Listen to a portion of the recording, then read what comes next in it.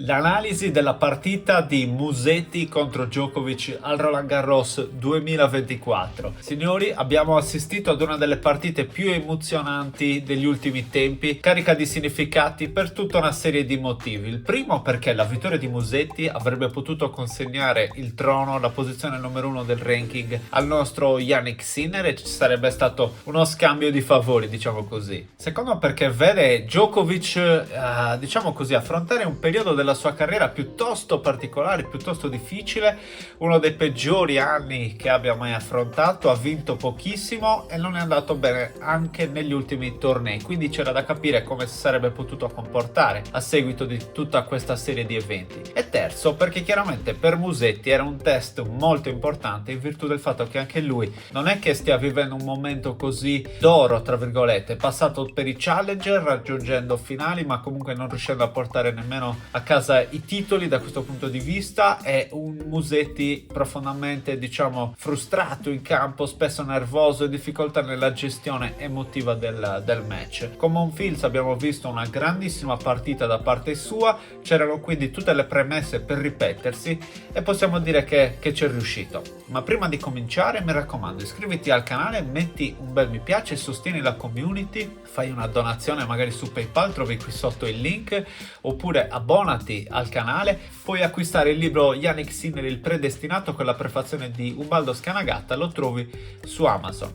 Ma detto questo, bando alle ciance, partiamo. Abbiamo un sacco da dire, questa è una nuova rubrica che si chiamerà l'analisi del lunedì e lo so, oggi è domenica, la stiamo presentando di domenica perché ieri è andato in scena questo grandissimo match, ma l'obiettivo sarà quello di raccontare il match principale della settimana o della domenica, quindi solitamente una finale, e lo faremo da un punto di vista non tanto della cronaca giornalistica ma dal punto di vista tecnico, tattico, fisico e mentale, cercando di snocciolare per quanto possibile anche le statistiche e il risvolto sostanzialmente del match. Ho una voce particolarmente nasale, come potete sentire, perché nei giorni scorsi ho fatto un intervento al setto nasale, quindi sono abbastanza, diciamo, provato da questo punto di vista, ma non volevo sottrarmi a questo contenuto, quindi ora partiamo. Lorenzo Musetti e Novak Djokovic si sono affrontati in una battaglia epica di 4 ore e 29 minuti, terminata praticamente alle 3 del mattino, visto che gli organizzatori li hanno fatti scendere in campo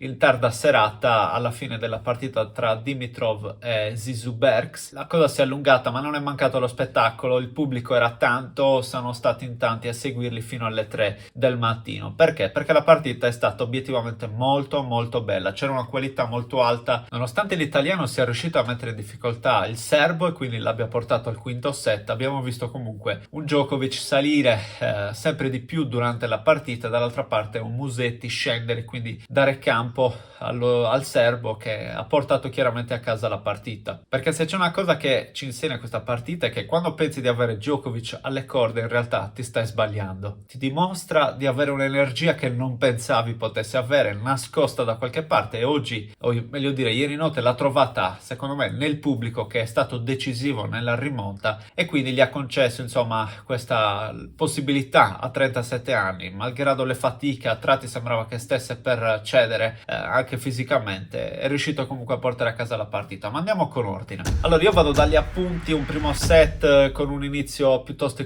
equilibrato, la partita ha visto, diciamo, un Musetti piuttosto aggressivo che voleva farci sognare. Inizialmente nel set si stavano un po' studiando, per quanto i due si conoscono sicuramente bene. Musetti fa il break, poi c'è il contro break, poi la partita, insomma, prosegue, il set va avanti e Djokovic se lo porta a casa per 7-5. Ha mantenuto la calma e il re non abdica così facilmente come si potrebbe pensare. Abbiamo visto un Djokovic diverso rispetto ai tornei precedenti. Il Roland Garros, lo slam, la caratura, l'importanza di un torneo così importante ha fatto cambiare anche l'atteggiamento al serbo. Secondo set, Musetti dà una risposta anche importante, perché si è trovato sotto 4-1 e è riuscito comunque a recuperare, a portarlo al tie break e portarsi a casa il set. È un Djokovic che a tratti sembra spaesato. Musetti invece ha dimostrato di avere nervi saldi e d'acciaio, tra virgolette, con freddezza salva addirittura un set point a Djokovic e poi con la volée si porta a casa questo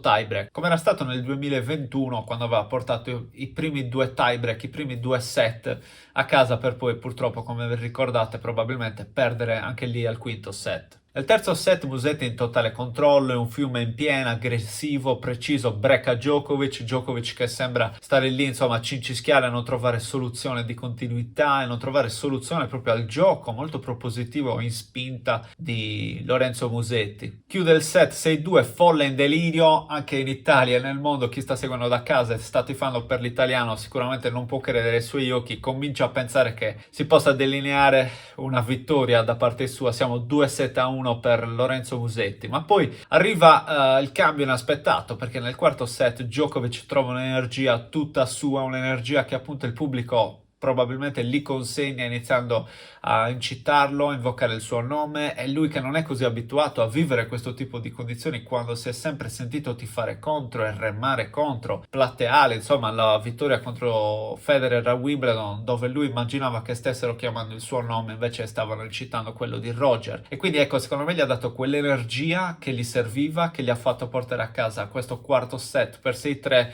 cambiando proprio passo e segnando poi anche nel quinto set che è la versione diciamo migliore di Djokovic degli ultimi 6 mesi probabilmente, con un 6-0 che lascia poco spazio insomma alle congetture e alle suggestioni. Musetti scioglie come si suol dire, esce via dalla partita, non combatte più ed è un Djokovic che è totalmente in comando del gioco. È un monologo di Djokovic, nonostante l'orario, la stanchezza, nonostante tutto ritrova pienamente se stesso, dimostrando che l'esperienza da questo punto di vista forse fa la differenza.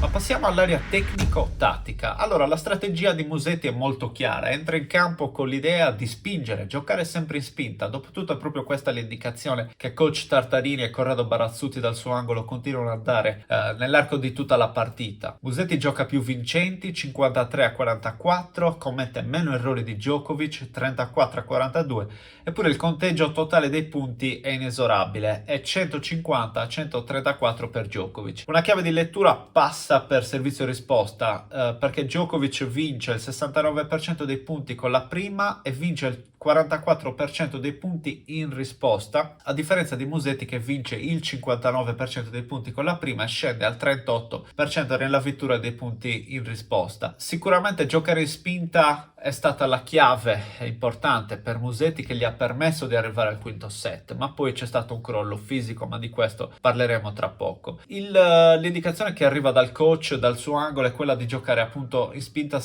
privilegiando, scegliendo la parte destra del campo. Questo perché? Per evitare la diagonale di rovescio, perché come Musetti stesso ci ha raccontato in un video precedente che ho caricato qui sul canale, sul fatto che lui non insegnerebbe addirittura il rovescio a una mano se dovesse mettersi dall'altra parte del campo ad insegnare, però una questione è che rovescio a due mani, anche mediocre, contro un rovescio a una mano anche buono, vince il rovescio a due mani. Se fanno a cazzotti non c'è storia, però è una questione di forza, stabilità, potenza, gestione e questo ce l'ha dimostrato. Un Musetti che comunque ha cercato di girarsi molto spesso anche di diritto, oltre che a privilegiare la diagonale di diritto, ma spesso questo non era possibile perché dopo tutto non stavi giocando contro un signor nessuno. C'è da dire rispetto alla sua posizione di campo che notoriamente spesso l'abbiamo visto in questi mesi e anni molto indietreggiata. Ieri è stata più vicina alla riga per quanto non fosse dentro il campo, ma comunque un passo avanti da questo punto di vista. Proprio il ricordo continuo di giocare in spinta da parte dei suoi due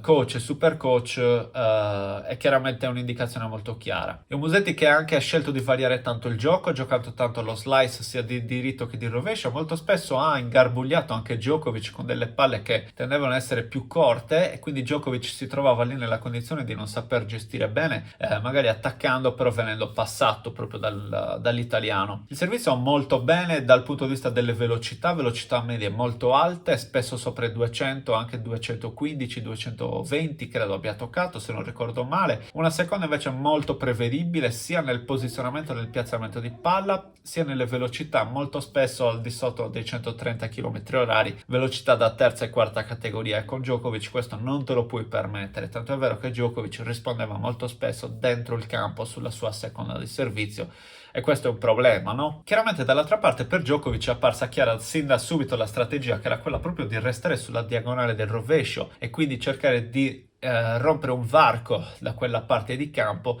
Un Djokovic che, diciamo così, per larga parte della partita è stato molto conservativo, ok? Ha lasciato andare anche delle accelerazioni particolari di diritto, ma ha lasciato giocare Musetti, potremmo dire così. Non è sembrato molto in pieno controllo e soprattutto in maniera propositiva della partita. Però con l'andare del match Djokovic ha cercato anche di accorciare lo scambio e venire più spesso a rete, è diventato più propositivo, è diventato più potente nei colpi, è diventato più chirurgico, ha cercato di spostare sempre di più Musetti e ha cercato, come dire, anche di essere molto più efficace, ok? Aumentando anche la velocità media dei suoi colpi, soprattutto col diritto. Quindi succede che la lunghezza media degli scambi si accorcia, il divario tecnico-tattico si allarga sempre di più, Musetti inizia a perdere lucidità, inizia a essere stanco e questo ha consentito a Novak di salire ulteriormente, essere sempre più incisivo con i suoi colpi, chiudendo spesso i punti a rete. C'è una statistica, ecco, è andato più spesso a rete, ha portato a casa il 59% dei punti giocati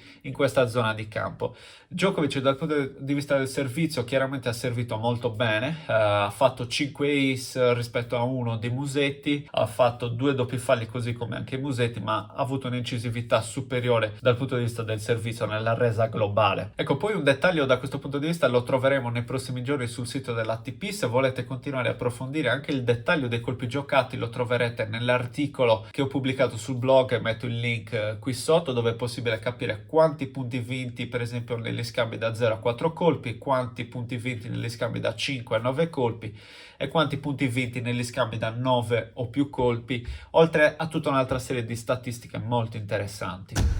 Parliamo di aspetto fisico. Musetti ha dimostrato di avere comunque un'ottima preparazione, un'ottima prestanza fisica, soprattutto per i primi 3 set e mezzo fondamentalmente. All'inizio del quarto diciamo che lì ha iniziato a calare vertiginosamente per poi crollare totalmente al quinto, quindi diciamo che ha dimostrato di avere un'ottima prestanza fisica, un'ottima forma atletica, vale fino a un certo punto, perché ha dato tantissimo e poi non ne aveva più, quindi probabilmente c'è ancora tanto da lavorare sulla resistenza, cosa che invece è sembrata essere meglio gestita da Djokovic, che non ha, come dire, è riuscito a essere più equilibrato nel dispendio energetico e quindi è riuscito a durare meglio per i 5 set. Quindi Musetti ha giocato ad altissima intensità e ad un livello comunque, non voglio dire sovralivello, ma a un livello eccezionale per buonissima parte della partita, facendo dei grandi recuperi a destra, a sinistra, dentro il campo, recuperando palle corte, mostrandosi molto veloce, rapido, reattivo ed esplosivo nel campo, ma questo lo paghi fondamentalmente, quindi sicuramente c'è ancora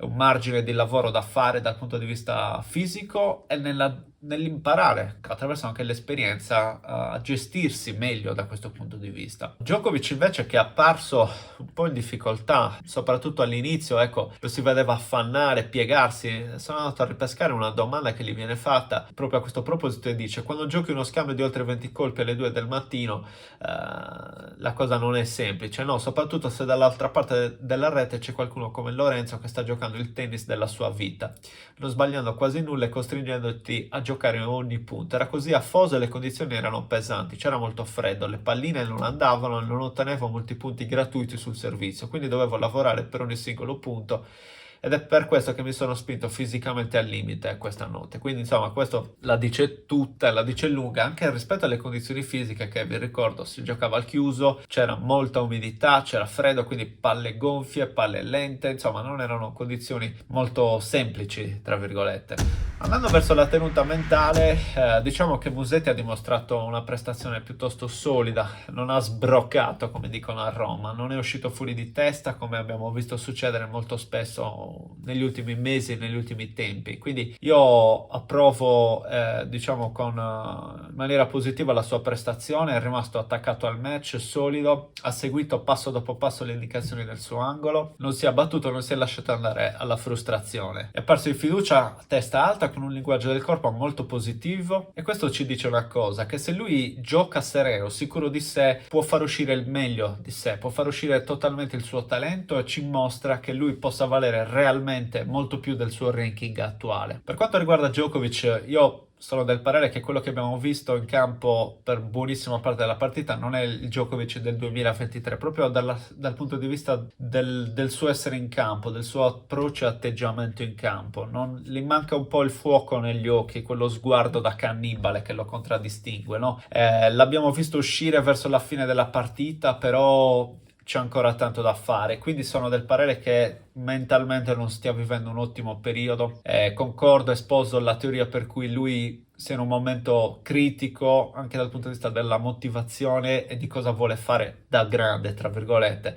Essendo lui alla soglia comunque anche del ritiro, attorno a lui stanno cadendo le certezze come, inteso come giocatori della sua epoca che vanno a ritirarsi pian piano. Si sta facendo due domande: cosa voglio fare? Voglio stare con la mia famiglia? Voglio continuare a giocare? Eccetera, eccetera. Quindi insomma vedremo un pochino che cosa succederà. In conferenza stampa gli chiedono come abbia fatto a ribaltare la situazione nonostante fosse nei guai e dice: beh, ero davvero nei guai in merito a Lorenzo per avermi messo a disagio in campo e per aver giocato un tennis incredibile di altissimo livello. A un certo punto non sapevo cosa fare, da entrambi i lati recuperava molte palle, vincenti da entrambi gli angoli, buoni servizi, correva su ogni palla. Non è stato piacevole giocare contro di lui nel terzo set all'inizio del quarto, però il pubblico mi ha dato la carica e torniamo a quello che dicevo prima. Avevo davvero bisogno di quella spinta, di quell'energia sul due pari nel quarto set. Hanno iniziato a cantare il mio nome, una delle pochissime volte che succede, no? E ho sentito una grande nuova ondata di volontà ed energia. Penso di essere stato un giocatore diverso da quel momento in poi e il quinto set è stato semplicemente incredibile. Ero su di giri, cavalcavo quell'onda e non lasciavo andare quella presa che avevo creato nei confronti di Lorenzo alla fine del quarto. Ho continuato a spingere, a lottare, ho chiuso il match con un vincente straordinario. Bravo Novak, appunto ha dimostrato quello che realmente è un campione. Per concludere, penso che Musetti non debba sentirsi minimamente demoralizzato, tantomeno insoddisfatto da questa prestazione. È uscito veramente a testa alta da una partita difficile contro il numero uno del mondo. Poi per quanto non lo sapremo, perché siamo vicini probabilmente alla resa dei conti. Io penso che Djokovic la vedo difficile che lui riesca a vincere il torneo. Potrebbe arrivare in finale. Dall'altra parte c'è un Jannik Sinner carico, che comunque partita dopo partita sta ritrovando se stesso dopo lo stop di alcune settimane e quindi vedremo che cosa succederà. Una partita che ci ha regalato emozioni incredibili e io chiedo a voi ragazzi, ditemi se questo tipo di contenuto vi piace. Mi farebbe piacere continuare così ogni settimana con degli approfondimenti tecnici da questo punto di vista. Ditemelo qui sotto nei commenti e ci vediamo alla prossima. Vado a prendere un po' di fiato che non respiro più.